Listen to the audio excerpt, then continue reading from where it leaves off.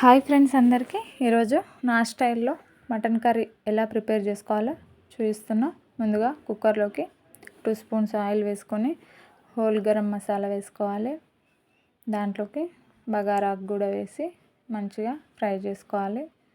ముందుగా ఆనియన్స్ని సన్నగా కట్ చేసి పెట్టుకోవాలి.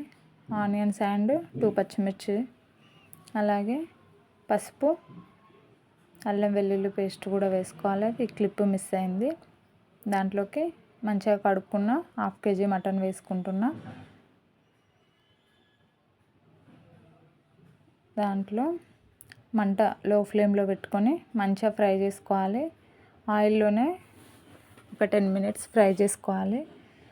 సాల్ట్ వేసుకుంటే తొందరగా మటన్లో నుంచి వాటర్ వచ్చి మటన్ తొందరగా కుక్ అవుతుంది అండ్ ముక్క కూడా మంచిగా మెత్తగా ఉడుకుతుంది.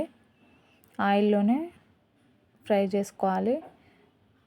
మటన్లో నుంచి వాటర్ వచ్చేదాకా లో ఫ్లేమ్లోనే కుక్ చేసుకోవాలి.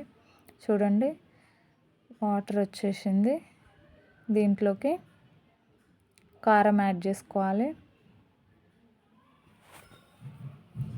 కారం కూడా మంచిగా ఫ్రై అవ్వాలి, ముక్కలకు పట్టాలి. ఉప్పు కారం మంచిగా ముక్కలకు పట్టేదాకా మళ్ళీ ఒక 5 minutes ఫ్రై చేసుకున్న తర్వాత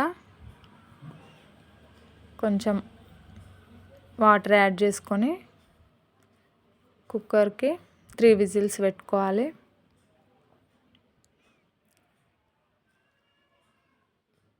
వాటర్ కొంచెం సరిపోతుంది, కుక్కర్లో విజిల్ పెడతాం కాబట్టి.